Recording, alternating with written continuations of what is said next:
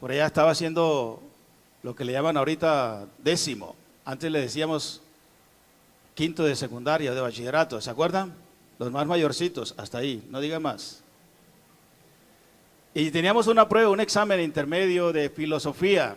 Yo era relativamente bueno en filosofía, por eso ahí iba con el examen. Sin embargo, tenía mis dudas de mí mismo.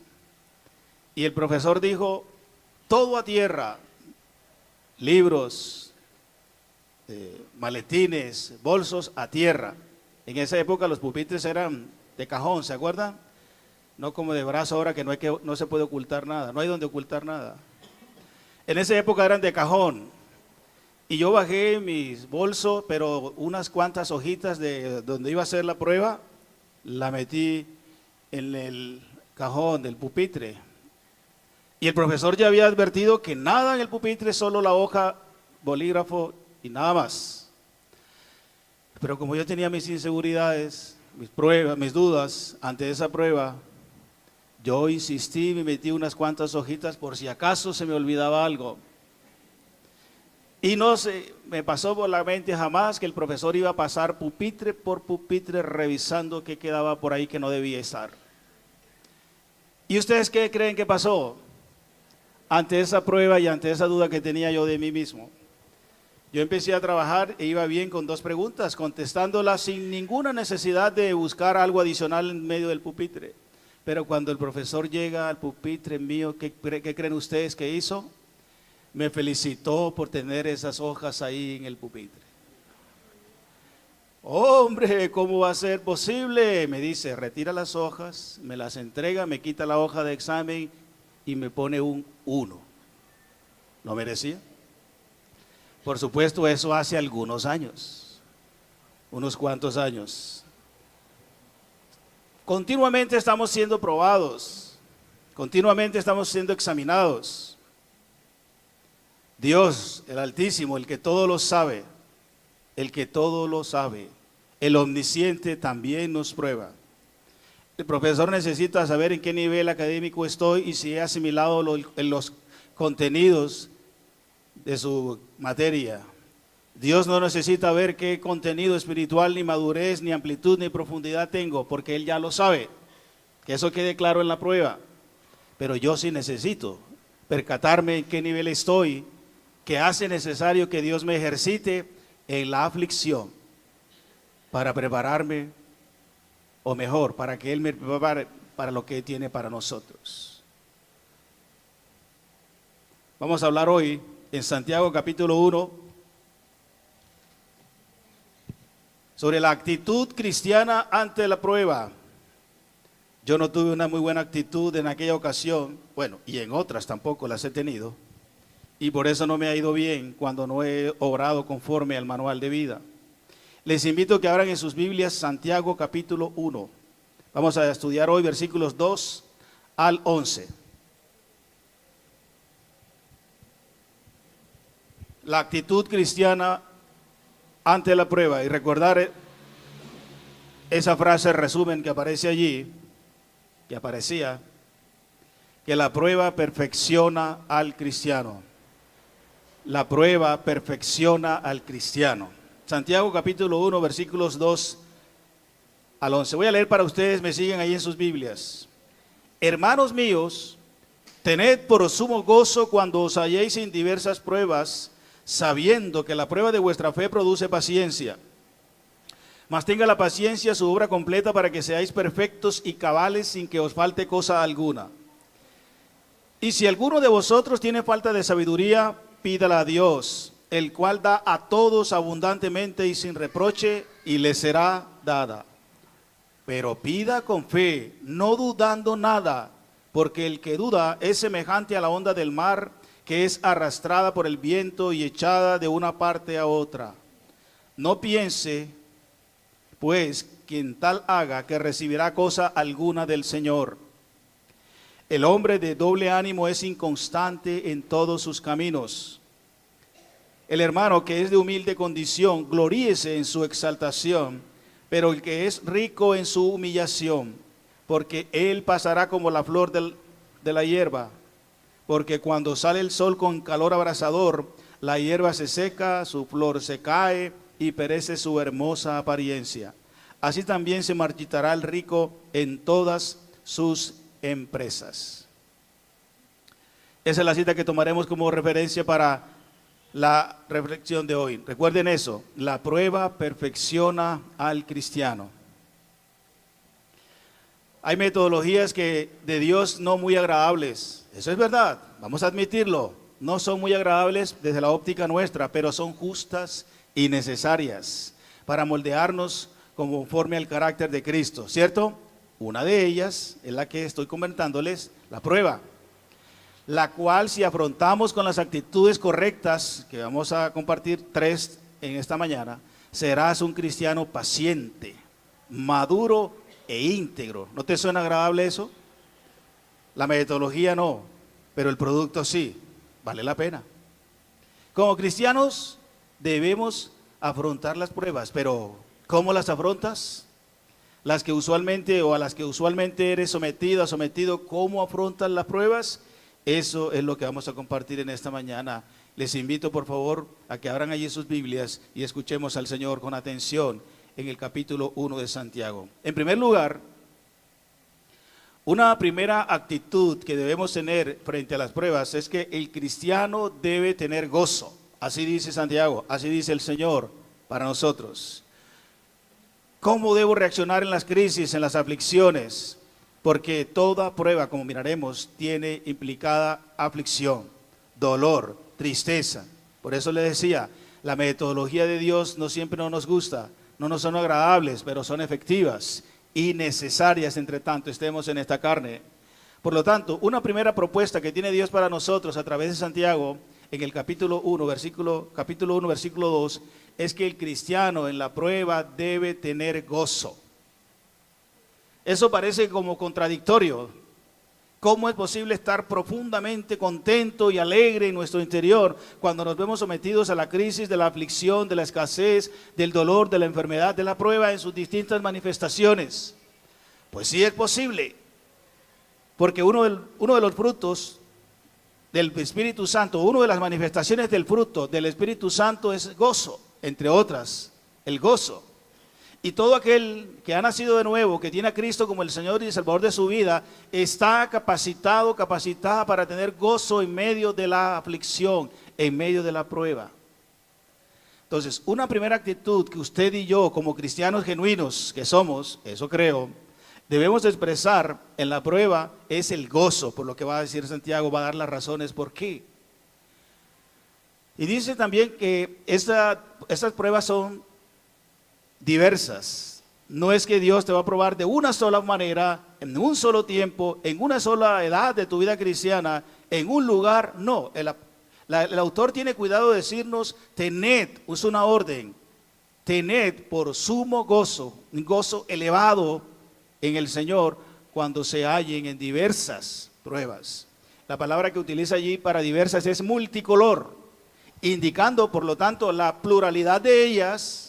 O sea que son varias o pueden ser muchas, no sé, el Señor sabrá cuántas va a ponerte producto de tu proceso de asimilación y de madurez. Es más, les aclaro antes de en la continuación de esto. Entre más resistentes, discúlpeme, necios y rebeldes seamos, esa diversidad de pruebas se va a aumentar. ¿Qué pasa cuando usted, a ver, ¿cuántos han perdido años aquí? Levanten la mano. Epa, gracias por la honestidad. ¿Cuántos también? Otro. ¿Cuántos han perdido años aquí? Levanten la mano, no les dé pena. ¿Cuántos han perdido materias en la universidad, en el colegio? Se aumentó el número, está bien. ¿Producto de qué? Negligencia, descuido, falta de estudio, por lo que haya sido. Y es necesario otra vez a repetir el año o repetir la prueba hasta que llegue al nivel que se proyecta que el profesor que usted mismo tiene, ¿verdad? Pues bien, si usted se resiste al propósito, al proyecto, a la metodología de Dios, van a ser más pruebas en su vida. Pero en la medida en que usted las asimila, como vamos a estar desarrollando, su carácter va a ser moldeado al punto de que va a haber menos pruebas, porque usted va bien en el proceso. Por lo tanto, debe tener gozo, o sea, debe tener un profundo agradecimiento y alegría en su corazón, porque vamos a ver más abajo que dice sabiendo. Ese verbo ahí es determinante por el cual debemos tener gozo. Pero por ahora decimos que las pruebas son diversas en cuanto a pluralidad y también en cuanto a carácter. O sea, son varias o muchas, no es una sola. En la vida cristiana son muchas, hasta que el Señor nos lleve a su presencia o muramos, van a haber pruebas. No se asombre, dice Pedro en otra parte. No se sorprendan por el fuego de prueba que os ha sobrevenido, como si alguna cosa extraña os aconteciese, sino gozaos por cuanto sois participantes de los padecimientos de Cristo. O sea que meta en el presupuesto de su vida cristiana las pruebas. No se queje, no se moleste, no se decepcione de Dios porque le prueba. Es necesario. Nos pasa en la vida académica, familiar, social, laboral, etc. En la vida cristiana mucho mejor, porque el producto final es incomparable con todo lo que usted pueda lograr en esta vida. El carácter de Cristo es el proyecto de Dios en su vida. Y decía que son diversas también en carácter, porque son variadas. No todos son muchas, puede ser, pero también son variadas. Por eso la palabra que utiliza allí es multicolor. O sea, que puede ser probado en tu fe, puede ser probado en tu paciencia, puede ser probado en tu amor, puede ser probado en la economía, puede ser probado en tu estado de salud, en lo que usted menos piense, donde Dios sabe que eres flaco, que eres débil, que caes frecuentemente y necesitas ser moldeado, fortalecido. A veces ni nosotros mismos sabemos cuáles son nuestras áreas débiles. A veces no nos queremos dar cuenta cuando Dios lo ha estado mostrando. Él, que sí lo sabe todo y nos ama en gran manera, nos prueba allí donde sabe que exactamente lo necesitamos. Y Él quiere que nos percatemos de eso. Él no necesita saberlo porque ya lo sabe. Quien necesita saberlo es usted y yo. Quería hacer una aclaración aquí. Hay dos palabras en la cita que vamos a estudiar. Una primera dice, tened por sumo gozo cuando se hallen en diversas pruebas. Más abajo dice, porque la prueba de vuestra fe, en el castellano sale igual, pero son dos palabras muy distintas que es pertinente aclarar. La primera que aparece allí indica hacer un examen, por eso introduje la enseñanza con eso. Hacer un examen, dice, pero esa palabra que aparece primero, hacer un examen pasando por la adversidad. O sea, la primera parte, cuando nos dice que debemos tener gozo, es porque implica adversidad. Implica dolor, aflicción del alma, del espíritu. Esa primera parte es hacer un examen pasando por la adversidad. O sea, ser examinado para el bien o para el mal. ¿Cómo así que para el mal? Miren, es la misma palabra que utiliza más adelante. Hoy no la vamos a estudiar. Habrá otro domingo que estudiaremos las citas que siguen a esta, donde habla de tentación. Es la misma palabra para tentación.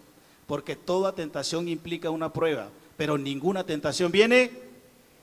Eso le estaremos explicando en su momento. Por ahora, quédense con la idea de que esa palabra pruebas que aparece al principio es examinar o hacer pasar por un examen generando aflicción, dolor. Eso lo miraremos más adelante también. Así que esas pruebas son diversas en cuanto a cantidad y también diversas en cuanto a carácter, son variadas. Ayúdeme, o sea, que no sé qué pasó aquí.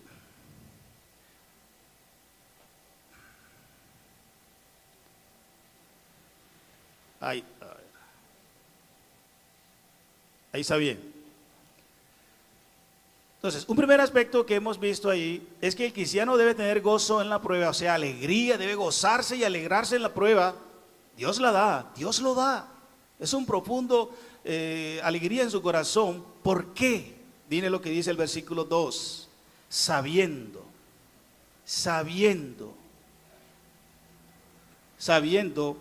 que la prueba de vuestra fe produce paciencia. Por eso es que me gozo. La palabra sabiendo allí, hemos explicado en otras ocasiones, indica tener pleno convencimiento, tener bien claro en el corazón el objeto o la situación que está pasando. Indica que por eso me gozo, porque yo sé, yo estoy convencido, yo estoy convencida, en el caso de ustedes, mis hermanas, que la prueba, que ese examen que implica dolor en mi corazón, en mi vida, sé que eso me va a producir unos 3 elementos que vamos a estudiar. Entonces, si usted tiene bien claro, si usted está convencida y convencido porque conoce a Dios y conoce su palabra y sabe que Dios no le va a infligir dolor alguno si no tiene un buen propósito para su vida. Si usted está convencida de eso, usted va a gozarse. Porque sabe que el propósito ulterior es correcto, es bueno. Entonces por eso me aguanto, sufro, tolero, pero me gozo internamente, aunque no me río, pero internamente, Señor, te doy gracias por esta enfermedad, por este dolor, por esta pérdida, etcétera, etcétera. Porque yo sé que lo que te propones es excelente en mi vida.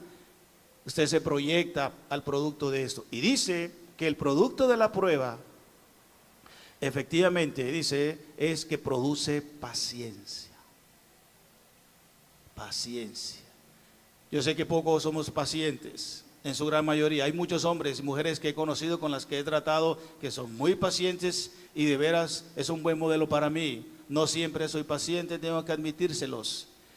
Pero Dios se propone probarme en esa área en particular para moldearme y mostrarme que no soy paciente frente a diferentes situaciones y relaciones, y necesito seguir siendo probado, pasado por el examen que implica aflicción para que yo sea paciente. También se puede traducir ahí para que haya constancia de carácter en mi vida.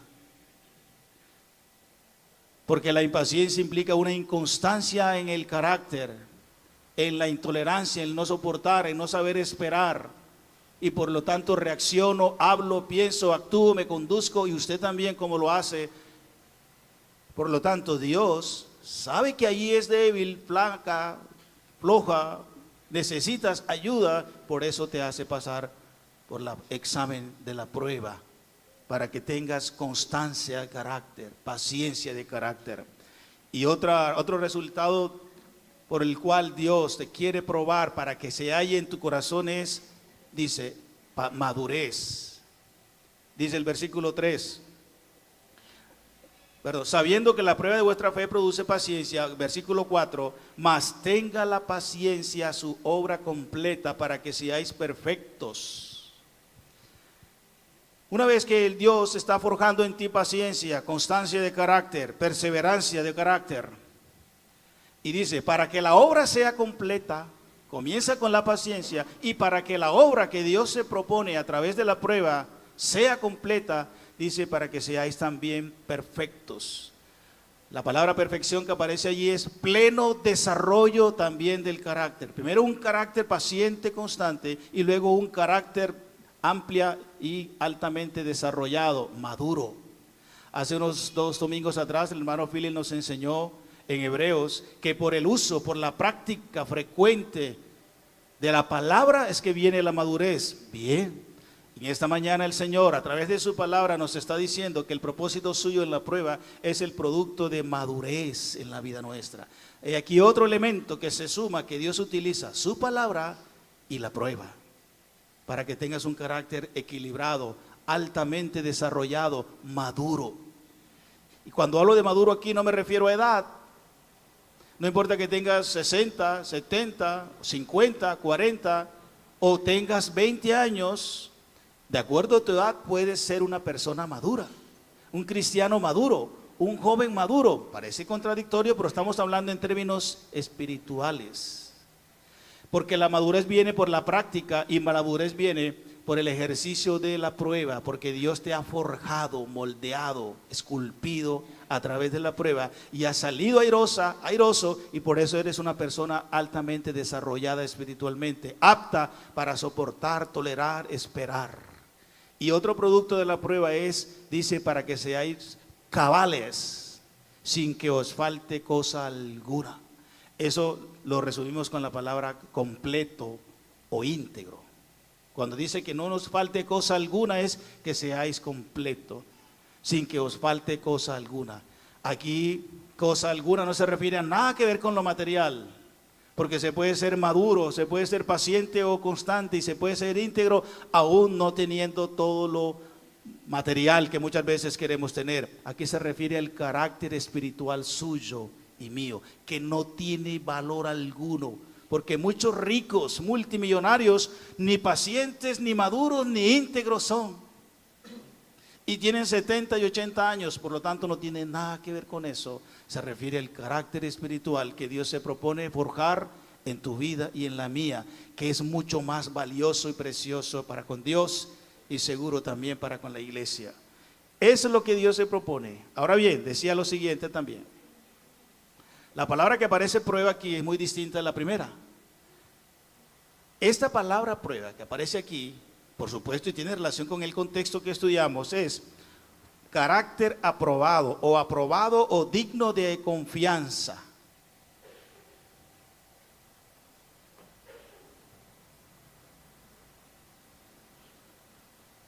Aquí prueba es aprobado o digno de confianza, o sea, un estado de haber sido juzgado, el estado de la persona en haber sido juzgado como aprobado. ¿Se acuerdan de Romanos 5:4 que dice, a ver qué dice? Tengo que las tribulaciones de este, perdón, voy a recordarlo porque me ha olvidado. Romanos 5:4, ayúdenme. Me regocijo en la esperanza de gloria. Ya rebobiné el cerebro. Me regocijo en la esperanza de gloria. Gloria en la tribulación, sabiendo que produce en mí. ¿Qué la tribulación produce en mí? Ella produce paciencia. Y la paciencia prueba.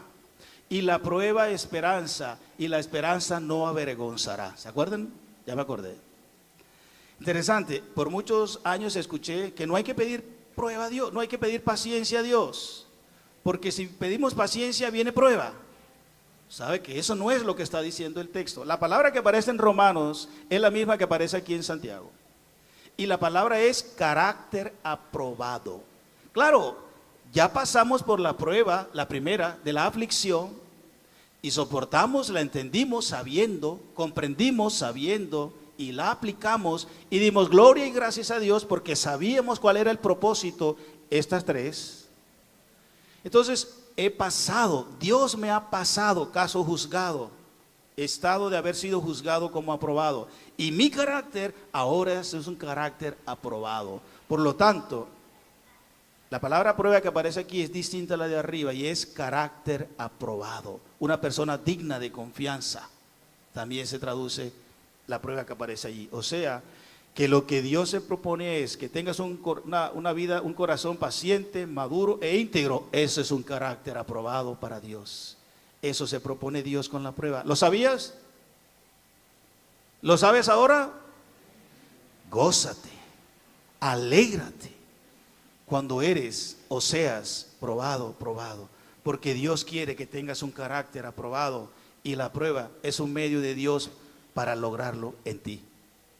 No me gusta. ¿Te gusta? Yo sé que no, pero hermanos, no hay otra salida. El Señor Jesús, aunque sin pecado, también fue probado, exigido en su humanidad y también en su carácter humano. También el Señor le concedió un carácter probado, aprobado por Él mismo. Porque yo no puedo probar tu carácter, tú no puedes aprobar el mío. Quien te prueba para aprobar, mira el juego de palabras, quien te prueba para aprobar tu carácter es Dios, porque Él sabe cuáles son las áreas de tu vida y la mía, las que necesitan ajustes. Amén. Otra actitud correcta, suya y mía, cuando estemos en las diversas, en las multicolores, en la cualquiera sea la cantidad de pruebas que Dios quiera para nosotros, aparte de tener gozo, alegría, porque sabemos cuál es el producto final, es pedir sabiduría. Versículo 5, ¿se acuerdan que hemos leído? Pero si alguno tiene falta de sabiduría, pídala a Dios, el cual da a todos abundantemente y sin reproche. Claro, hermanos, ¿quién no ha necesitado sabiduría en las pruebas? ¿Qué está pasando aquí, Amparo? Beto, ¿por qué yo tengo que estar pasando por esto? Giovanni, ¿por qué me pasa a mí esto? Decimos, ¿no? Señor, ¿por qué yo? Señor, ¿yo qué he hecho? Y hasta nos atrevemos a preguntarle a Dios, ¿yo qué he hecho? Como quien dice, Señor, yo todo lo he hecho bien. No hemos hecho nada, no hemos hecho nada bien, ¿cierto? Hemos cometido errores por errores y tras errores. Y todavía seguimos fallando, pecando, etcétera. Y necesitamos ser pasados por la prueba. Pero necesitamos saber, conocer qué está pasando y también proceder y hablar y pensar correctamente en medio de la prueba. Por eso necesitamos la sabiduría que viene de lo alto. Porque la sabiduría que viene de lo alto es primeramente, llegaremos un domingo en que emplearemos eso en Santiago, está más adelante, ahí mismo en Santiago. Porque la sabiduría que viene de lo alto es primeramente pura, sin incertidumbres ni hipocresía, dice Santiago. Estaremos estudiando un domingo de esto, es ese texto. Por eso necesitamos la sabiduría de Dios para comprender qué es lo que está pasando con mi vida. ¿Por qué no me salen las cosas así? Porque yo todavía sigo patinando y luchando con esta área de mi mal carácter. Algo está pasando, Señor. Ayúdame, te necesito, aclárame, dame la comprensión que necesito. Por eso, si usted está pasando o va a pasar, dice que debe pedir sabiduría a Dios. Y es pedirla a Dios. ¿A quién consulta cuando se siente afligida? Cuando está pasando por alguna prueba. A ver, ¿a quién consulta usted cuando está pasando por alguna prueba? ¿Y ustedes? ¿A quién consultamos?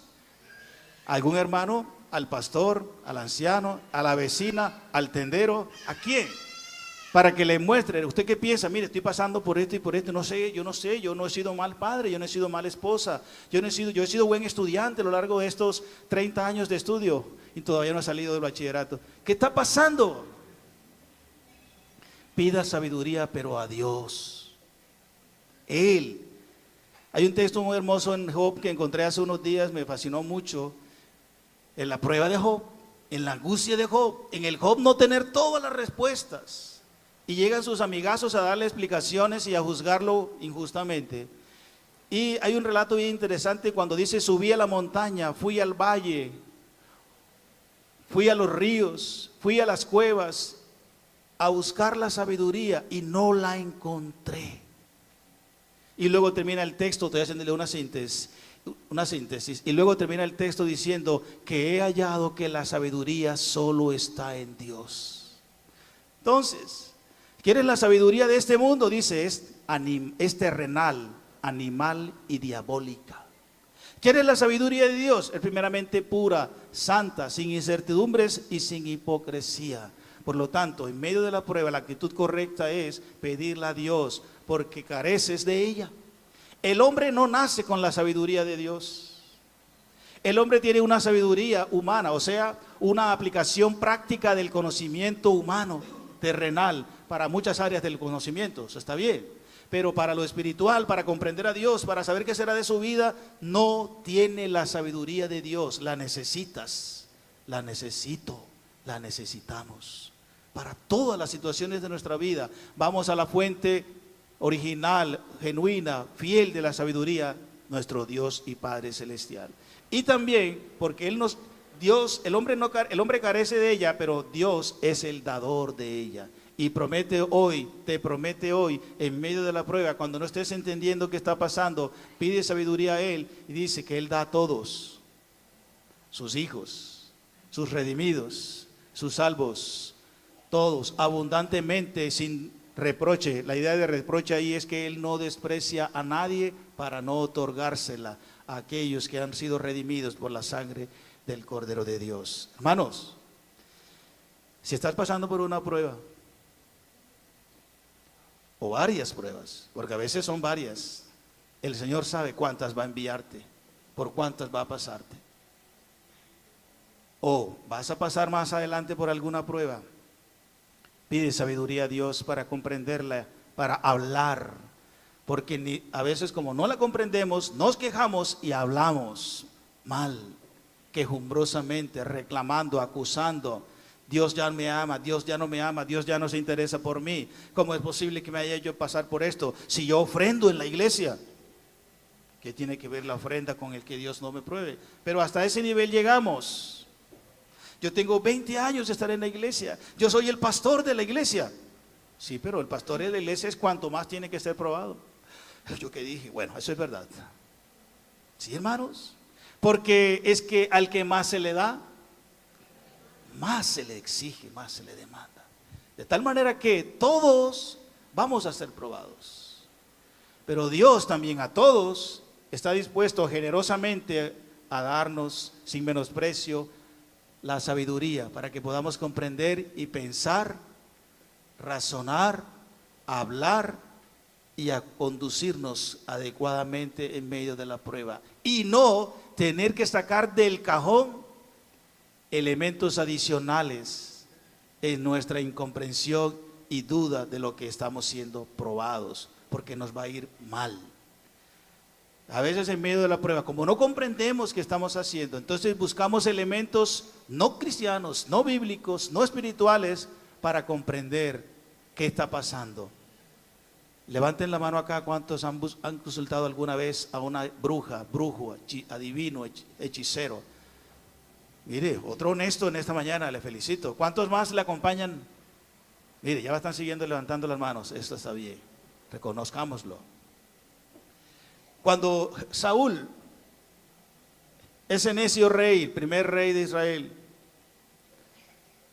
por rebelión, no hizo como Dios lo mandó y por eso vino la disciplina del Altísimo.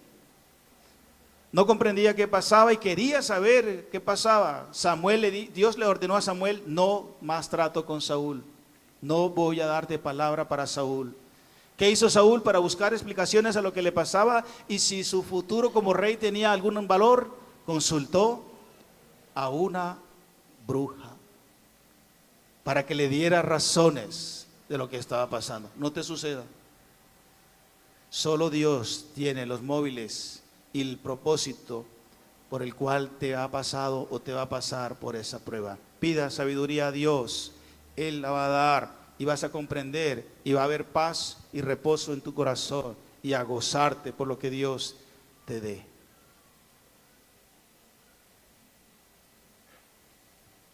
José, por favor, ayúdeme.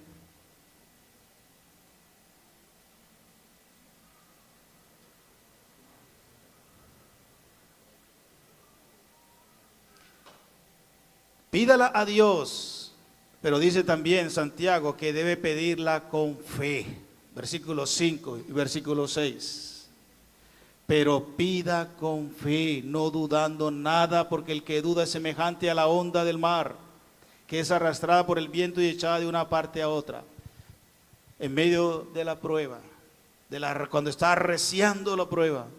Sí, está bien, vamos a pedir a Dios, ¿ya qué más? Vamos a orar a Dios, pero cuando usted dice, ¿ya qué más? Ya toca. No lo está haciendo con la convicción de que Dios tiene la solución y la razón por el cual está pasando. Por eso Santiago, o mejor, el Espíritu de Dios a través de Santiago tiene bien claro de decirnos, pero pida con fe. No dude, no sea escéptica de que Dios es el único que tiene el control de su vida y que el propósito ulterior de Dios es correcto, excelente para su vida. Crea, pida con fe, sin dudar y sin divagar. La palabra que aparece allí, pida con fe, no dudando nada, no dudar ahí indica que es una persona que divaga, tanto preguntando quién es, y también dice, el que es así, por su hábito, es así. La traducción ahí del verbo está en presente continuo. La persona es así. Por ello está pecando, divaga frecuentemente está en ese hábito. Por eso está siendo moldeado en su fe, porque necesita cambiar su enfoque de la vida en Cristo y su confianza en Dios, porque es así. Dice, no piense que quien es usual, frecuente en su costumbre, es así, recibirá cosa alguna de Dios. O sea, la persona que duda al orar a Dios no recibirá cosa alguna de Él. Y por mucho que usted ore, pero voy a orar por si acaso, por si quizá Dios está ahí, por si quizá Dios puede resolver esto, como me pasó a mí. Yo estudié y me preparé para la prueba, pero tenía dudas de mí mismo y por eso puse ahí un elemento adicional. Por si acaso se me olvidaba, yo sacaba, miraba y copiaba. pero gracias a Dios que me encontraron en el ilícito y me calificaron con un 1, lo merecía. No recibí la bendición que yo hubiera obtenido si no hubiera cometido ese ilícito. No vas a recibir la bendición de Dios. Dice que no recibirá cosa alguna de Dios si dudas, si tienes como costumbre dudar de Dios. Lo siento mucho, dice Dios, porque sin fe, déjelo donde estaba, es imposible agradar a Dios, porque es necesario que el que se acerca a Dios crea que ¿qué? ¿Y cuál es el producto? Que es galardonador, recompensa a los que le buscan. Y está implícito ahí la idea de si lo buscan con fe, creyendo que Él va a dar, que Él va a sustentar, que Él va a proveer. Y en tercer lugar, debe pedirla con fe, pero también debe pedirla con firmeza. Dice el versículo 8, el hombre de doble ánimo es inconstante en todos sus caminos. La palabra doble ánimo que aparece allí es un adjetivo, indica una cualidad, un adjetivo que indica doblemente, doble espíritu, es decir, inconsistencia e inconstancia de vida.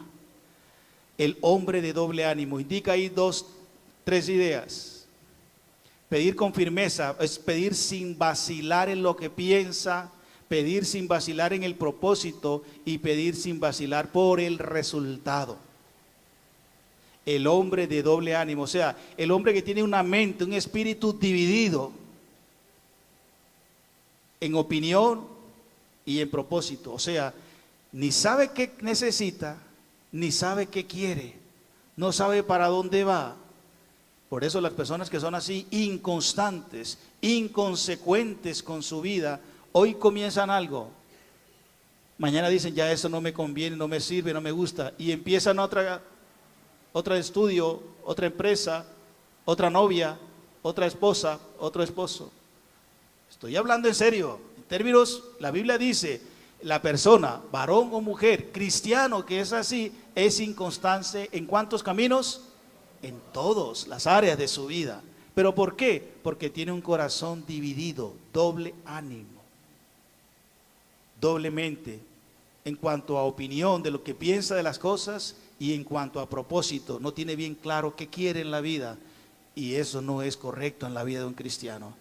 Si es así su vida, por lo tanto no va a orar con la firmeza que Dios quiere que oremos para pedir la sabiduría que necesitamos en medio de la prueba, y por ello vas a seguir divagando porque no sabes qué es, qué quieres, para dónde vas, y eres inconstante en lo laboral, en lo emocional, en lo económico, en lo espiritual o religioso, y en todas las áreas de tu vida, en lo conyugal, etcétera, etcétera.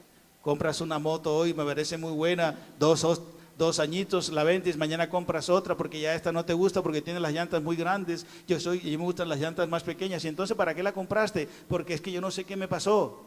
¿Lo has dicho alguna vez? No sé qué me pasó. Eso es inconstancia en la opinión, en lo que piensa. Está implicado en esa palabra, doble ánimo.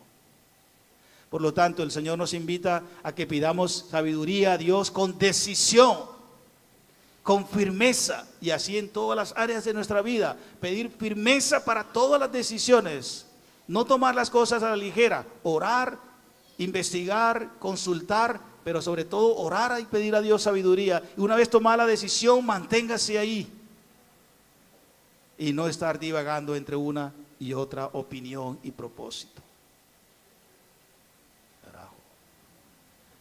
Que necesita algo de firmeza es ayúdeme allá, por favor. Y en tercer lugar, el cristiano ante la prueba debe manifestar sensatez. El cristiano debe ser sensato. Versículos 9 al 11. El hermano que es de humilde condición, gloríese en su exaltación, pero el que es rico en su humillación, porque él pasará como la flor de la hierba. Entonces recordemos, todos los cristianos vamos a ser probados. Todos.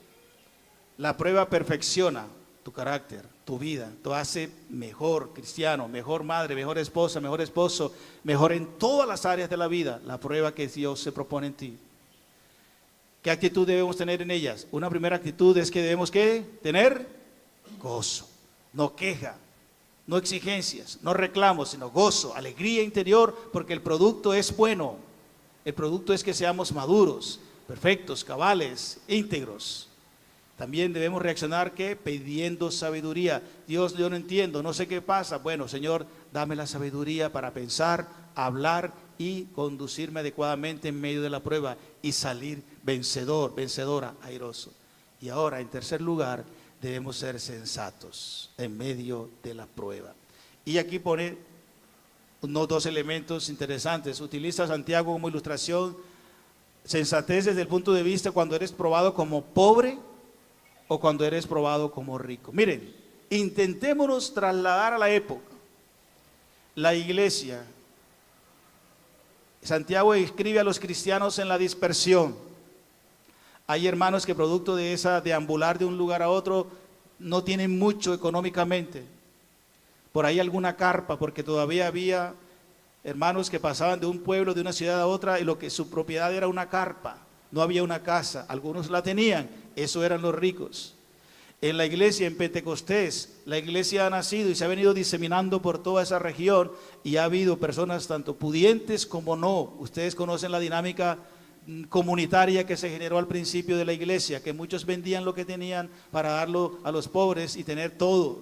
Bueno, han pasado algunos años y esa dinámica ya no se estaba dando y había algunos hermanos en la iglesia con mucha pobreza, pero también se veía la distinción entre las iglesias de algunos con alguna holgura económica y social. Esa es la iglesia del Señor. Y en medio de esa realidad tenemos que amarnos, ayudarnos, apoyarnos, aceptarnos los unos a los otros. Pero todos, tanto pobres como ricos, hermanos, van a ser probados. ¿Hasta ahí, cierto? O sea, la prueba no tiene acepción de personas, porque el carácter que Cristo quiere moldear en cada uno de nosotros, que Dios quiere moldear en nosotros, es llevarnos a la estatura de Cristo. Y tanto el hermano pobre como el hermano rico van a ser llevados a la misma estatura, porque la riqueza verdadera es la espiritual, la que Dios quiere forjar en tu interior.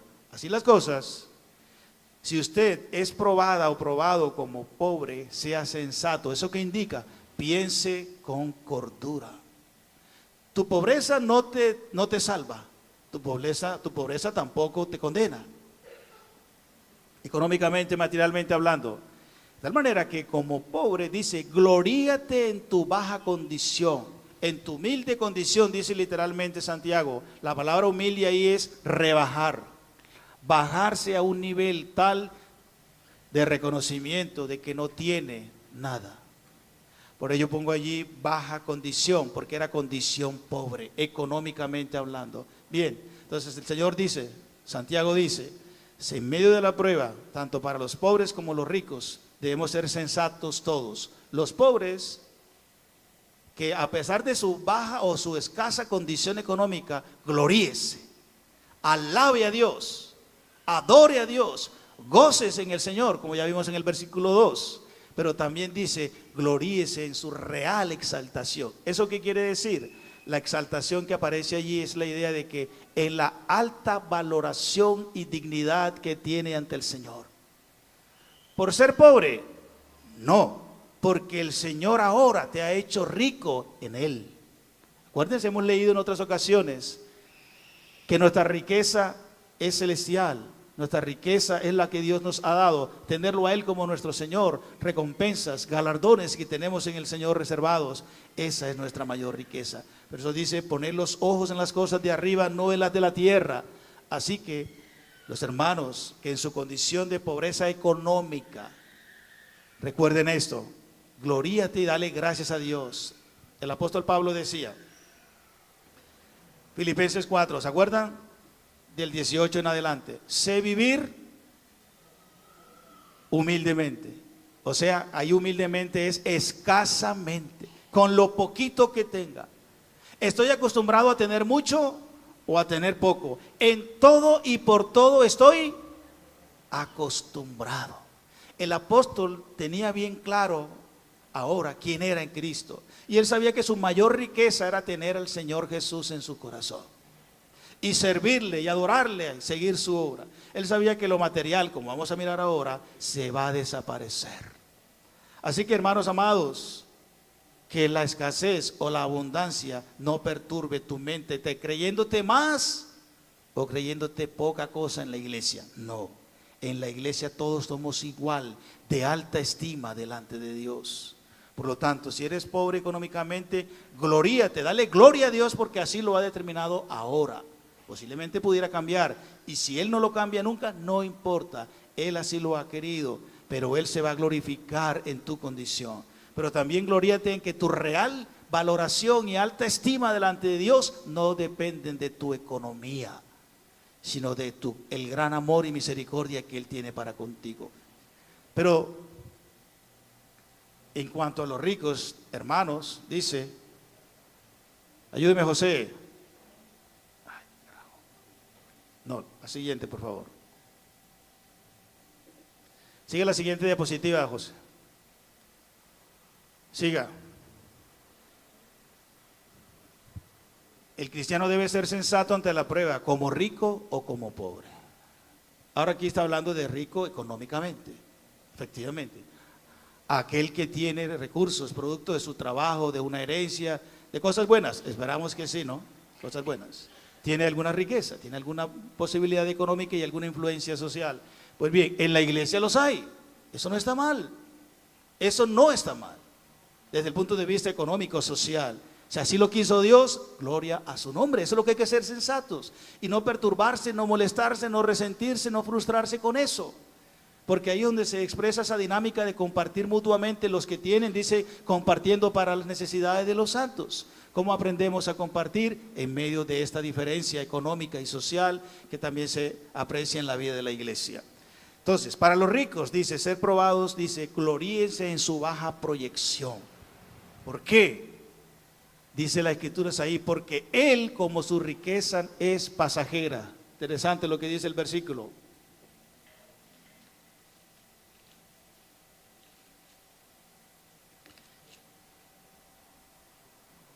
El versículo 10, pero el rico en su humillación, parece que hiciese falta una palabra, ¿cierto? Pues la palabra ya la dijo el versículo 9, gloríese, termina la última parte del versículo 9, gloríese, lo podemos leer así, pero el rico gloríese en su humillación. ¿Por qué? ¿Cuál es la razón? Porque él pasará como la hierba, como la flor de la hierba. Por lo tanto, mis hermanos acá que tienen alguna posibilidad económica, o en cualquiera de las congregaciones de la una y única iglesia del Señor, en medio de la prueba el Señor nos llama a sensatez, no a sobresaltos de orgullo ni prepotencia, sino a ser sensatos, o sea, a ser equilibrados, cuerdos, sobrios. Que nuestra posibilidad económica alta o baja nos haga perder la perspectiva de lo que somos en Cristo todos por igual. Y todos por igual vamos a ser probados. Pero en cuanto a los ricos ahora, dice que la proyección desde el punto de vista de Dios, cuando ya Él nos reúna, esa riqueza no será necesaria, será quitada aún de los ricos. A algunos aquí en esta tierra, si ellos se glorían en su riqueza, la proyección de Dios dice que así como la flor del campo se cae, se seca, así también su riqueza. Así que a no confiar en sus riquezas. Claro.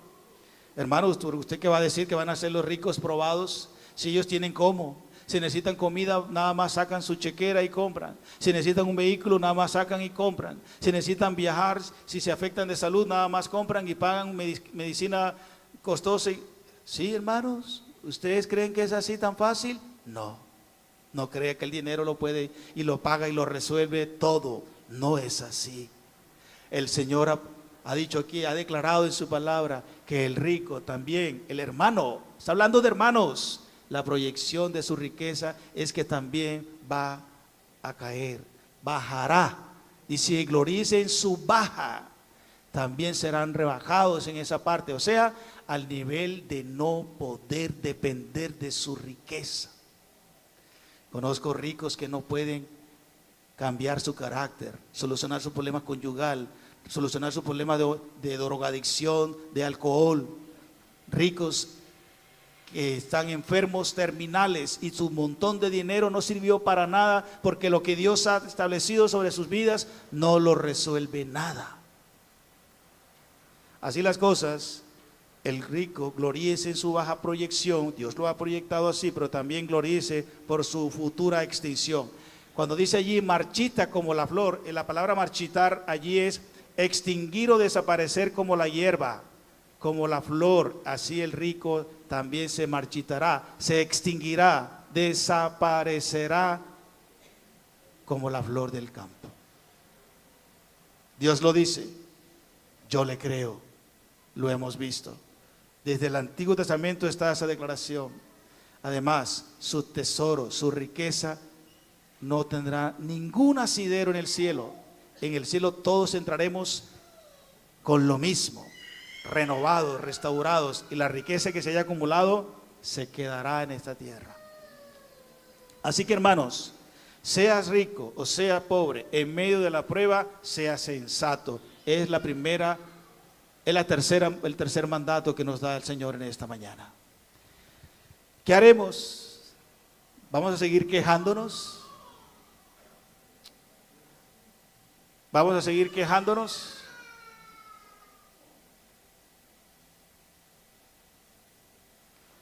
¿Vamos a seguir sufriendo demasiado porque no tenemos bien claro qué se propone Dios? Como conclusión termino con esto. La prueba es necesaria para perfeccionar el carácter del cristiano. Tu actitud frente a la prueba determinará si avanzas o te estancas o retrocedes. La próxima vez que pases o si estás pasando por la prueba, tu actitud correcta es tener gozo, pedir a Dios la sabiduría necesaria y ser sensato a fin de ser perfeccionado o perfeccionada en todas las áreas de su vida. ¿Qué vamos a hacer?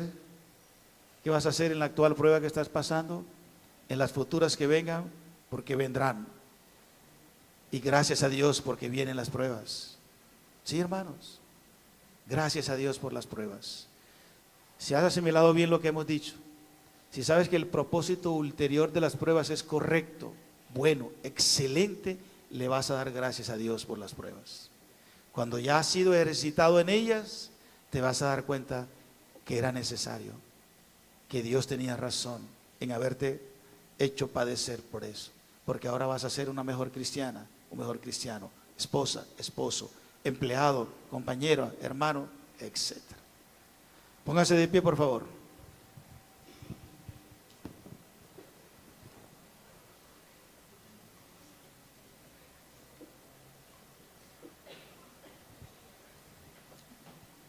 Si no has tenido una actitud como las que hemos visto en esta mañana, y antes te has quejado, resentido, molestado con Dios, con tus padres, con tu esposa, con tu esposo, con la iglesia, no sé con quién,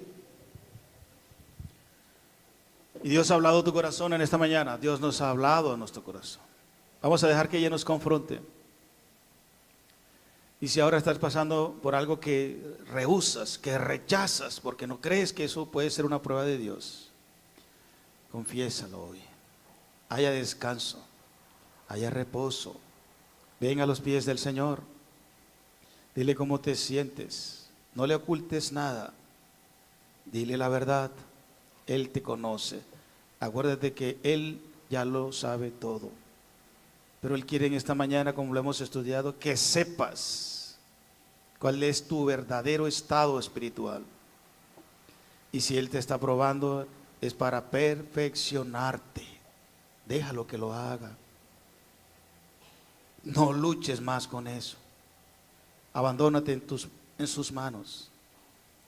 Dile: Señor, yo no entiendo lo que estás haciendo, pero creo que lo estás haciendo bien. Creo que me amas. Creo que buscas mi bienestar. Confiésale si te has resentido, molestado con Él, aún con alguna de tus personas más íntimas, allegadas a ti. Y te animo a que si eso ha ocurrido, también proponte confesarle a él o a ella o a ellos. que en tu frustración de no entender la prueba y no estar asimilándola, te molestaste, te resentiste con ellas, con él, con ellos.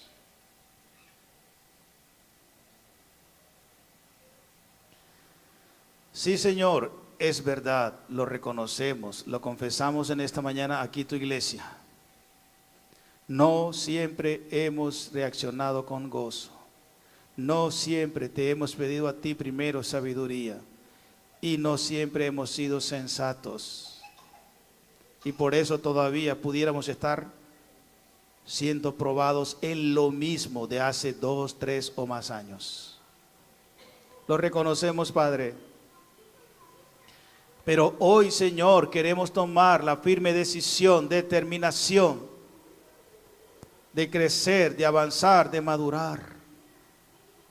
Gracias por la prueba, Señor. Gracias por la aflicción, papá. Gracias.